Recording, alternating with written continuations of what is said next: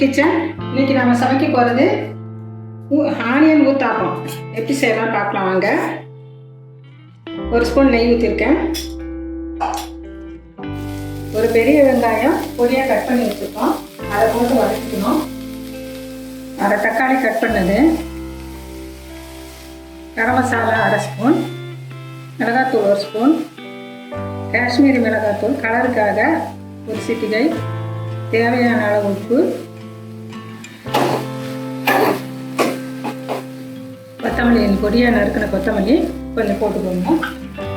இதை இறக்கி வச்சுருவோம். இதுலேருந்து திருப்பி இதை ஊத்தாப்பத்தில் போடுறதுனால நம்ம அதை அரை வேக்காடு வெந்தால் போதும்.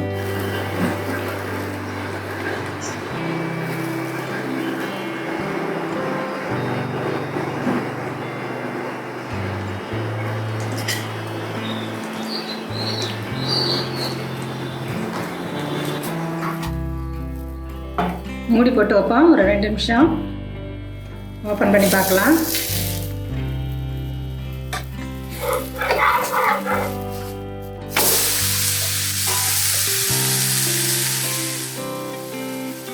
ஒரு 2 நிமிஷம் திருப்பிடுவோம்.